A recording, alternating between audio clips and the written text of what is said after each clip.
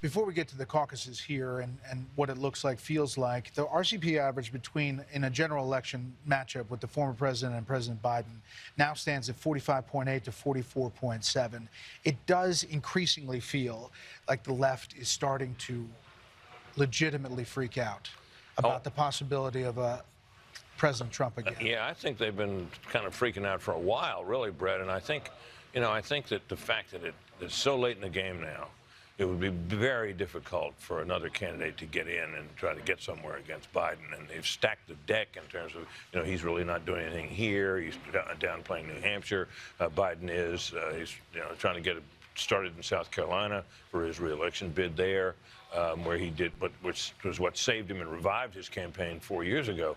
So they've done everything they can to make it difficult for a challenger, and now even more so because it's so late in the game. So I think Democrats are rightfully worried, but they had a chance, some of them did, to do something about it and didn't. But we haven't seen approval ratings like this low, for a president heading into a reelection effort, really ever.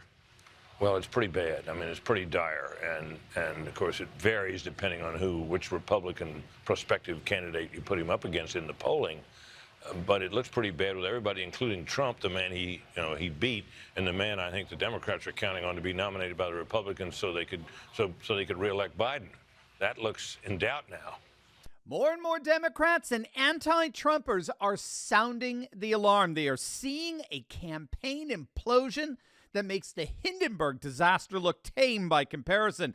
And it just got worse. The battleground state numbers keep coming in, and wait until you see the swing state panic that's taking over the Democrats. You could absolutely love it. Hey, gang, it's me, Dr. Steve, your patron professor, here to help you think better so you can feel better in these crazy and turbulent times. So if you haven't already done so, you know what to do. Make sure to smack that bell and subscribe button. Also, as many of you know, we have unfortunately been completely and demonetized by the big tech overlords. But despite their efforts at censoring us, we've just got one thing to say.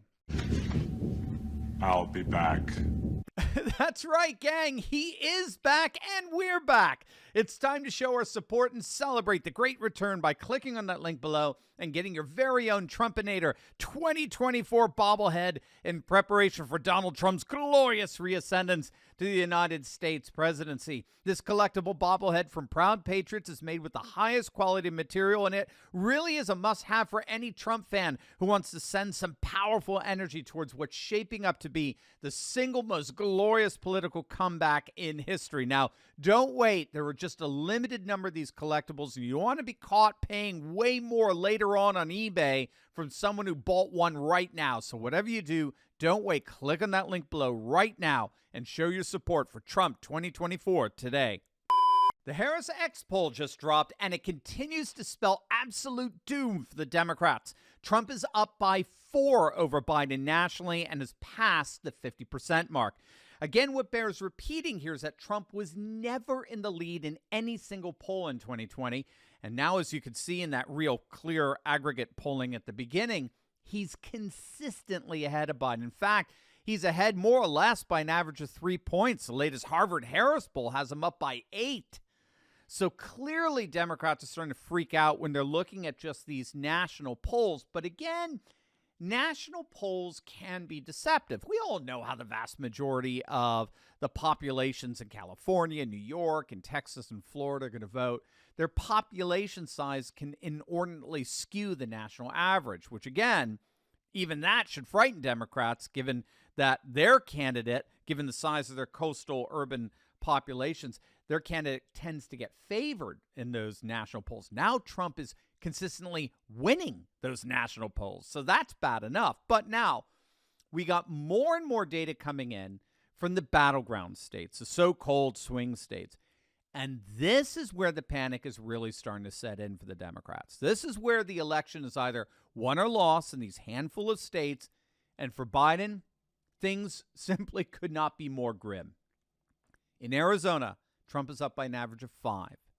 In Georgia, he's up by an average of 6.6%. In Michigan, he's up by an average of 5. In Nevada, he's up by an average of around 5 or 6. In North Carolina, he's up by an average of 9. That's even higher than we're seeing in Texas right now. In Pennsylvania, Trump's up by a percentage point, and in Wisconsin, they're tied. Now, again, these are the aggregate polling averages. This is the average of all the polls taken on the battleground states over the last several months. Trump is currently leading in 6 of the 7 swing states, and he's tied in a state, Wisconsin, that 2020 polling had Biden up by 17. He ended up winning Wisconsin by just 20,000 votes that were largely tossed out 2 years after the fact by the Wisconsin Supreme Court. Now, in light of Trump's absolute stomping in Iowa, which, remember, was a state that was reliably Democrat. It was as Democrat as you can get. Now, it was old school Democrat, blue-collar farmer Democrat. But, I mean, Iowa went from Mike Dukakis in 1988. Now Iowa's solid Trump country. And more Democrats are recognizing that this significant lead that Trump has, again, in 6 of the 7 swing states, stomping in Iowa and the like, this is a trend. This is indicative of a massive shift in momentum for Trump that the Biden campaign simply won't be able to crawl out from under. Remember, we've already got reports that the Biden campaign has ceded the key swing state of Georgia. The New York Times is reporting that the Biden campaign has basically given up on this crucial state, a state that Biden supposedly won by 10,000 votes back in 2020. The Times is reporting that all signs suggest that the Biden campaign has already conceded that Trump is going to win Georgia in a blowout. And now the concerns are starting to work their way down ticket. Take a look at this. If this isn't panic, gang, I don't know what is. 14 congressional Democrats voted with the Republicans in backing a resolution that absolutely slammed the Biden administration's willful incompetence at the southern border. Now, remember, the insanity at the southern border is causing a very real, you might even call it civil war within the Democratic Party. The latest Monmouth poll that just came out has Biden's approval tanking in the low 20s in his handling of immigration, the southern border. And that's because half of the Democrats polled disapproved of Biden's handling the southern border. Half of his own party disapproves of Biden's handling of the southern border. And on top of that, you now have big city mayors like Eric Adams in New York, Brandon Johnson, Chicago, coming out and telling Biden that he must secure the border and stop the flow of illegal migration, or their cities are going to implode. And you have urban voters who are livid over the fact that public services are being suspended in order to pay for the deluge of illegal migrants in their cities. So we're seeing nothing less than a very real civil war break out from within the Democratic Party because of this ongoing border insanity that Biden is obviously just sleeping through. He's oblivious while his aides are devious, right? They want border insanity. They want a massive demographic change in our nation. And Dementia Joe is the perfect presidential prop to give it to them. But it all looks like it's for naught. The scheme to change the country is only forcing more and more of the country to rebel and revolt against them. The Democrats are indeed starting to panic as a major Biden disaster appears more and more likely on the horizon. But first, gang, as many of you know, we have unfortunately been completely and totally demonetized, which is putting our daily communication with one another at risk like never before. Now, we are actively working on getting this resolved, but as things stand, this channel has, without any warning, been totally and completely demonetized.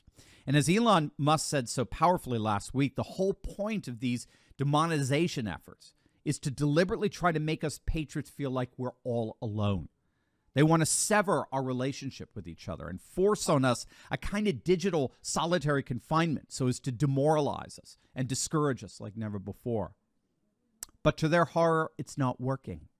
Over this past week, you have carried this channel like never before. We've had more people than ever make the courageous decision to bypass big tech and join our Insiders Club. We have direct access to one another that can never be interrupted by big tech overlords.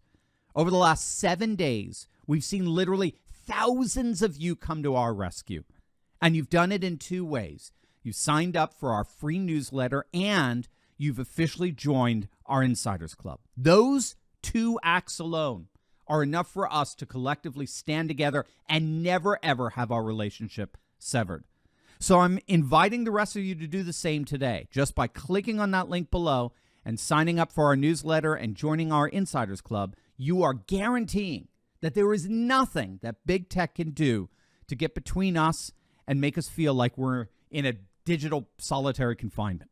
It's as simple as clicking on the link below right now and opting into our free email newsletter. And once you do that, you can financially support us by joining our Insiders Club. Gang, from the bottom of my heart, I cannot thank you enough for your support during a time like this. You are my heroes, and it will be my mission to express my appreciation for every single one of you each and every week.